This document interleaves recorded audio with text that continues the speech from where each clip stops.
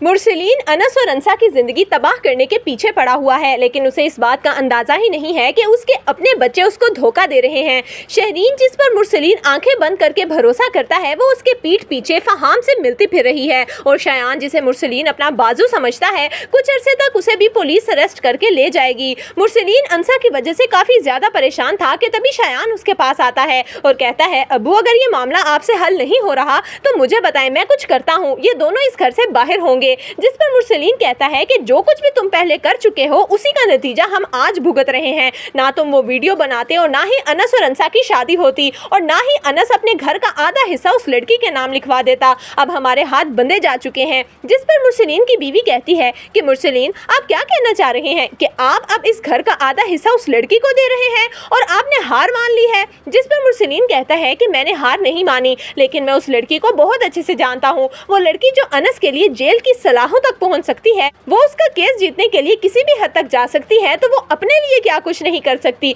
वो अपनी fake video की खातिर इस शायान को कब्र में ही उतार कर दम लेगी। शायान ये सब कुछ सुनकर बहुत ज्यादा खौफजदा हो जाता है। मुरसलीन शायान को थप्पड़ मारने की कोशिश करता है, लेकिन अपना हाथ रोक लेता है, क्योंकि आखिरकार वो उसका अपना बेटा है और वो उससे बहुत मोहब्बत करता है। जबकि दूसरी तरफ अंसा को इस बात का एहसास हो जाता है कि अनस इंतहाई मजलूम लड़का है। सब लोग उसकी शराफत का फायदा उठाने की कोशिश कर रहे हैं, इसीलिए अंसा ये फैसला कर लेती है कि अब वो अनस के लिए खड़ी होगी। वो किसी को भी अनस के साथ ज्यादती नहीं करने देगी। घर तो पहले ही अंसा के नाम है, इसीलिए कोई भी अंसा और अनस को इस घर से नहीं निकाल सकता।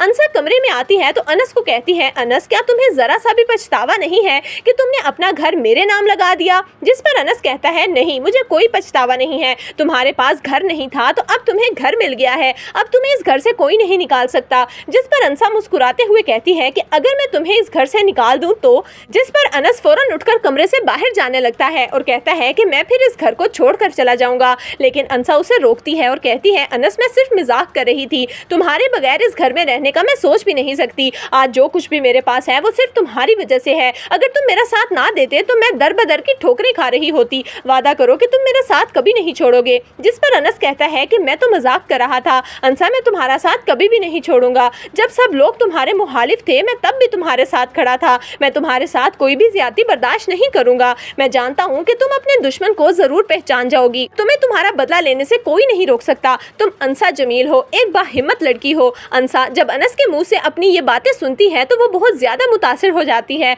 और अनस को कहती है, अनस, तुम्हारा हर चीज के लिए शुक्रिया। जबकि दूसरी तरफ शहरीन फहाम से मिलने के लिए रेस्टोरेंट जाती है तो तभी मुरसलीन भी अपने ऑफिस कोलीग के साथ वहां पर आया होता है और अपनी बेटी को फहाम के साथ देखकर उसके पैरों के नीचे से तो जमीन ही निकल जाती है। मुझे तो लगता है कि फहाम शरीन से मोहब्बत नहीं करता, बल्कि वो अपने भाई के एक्सीडेंट का बदला शायान की बजाय शहरीन से लेना चाहता है। तो दोस्तों, आपके ख्याल में क्या अंसा को अपनी वीडियो डिप्टी कमिश्नर को भेजकर इस केस पर इन्वेस्टिगेशन स्टार्ट करवानी चाहिए? आपकी इस बारे में क्या राय है, हमें कमेंट्स में जरूर दीजिएगा।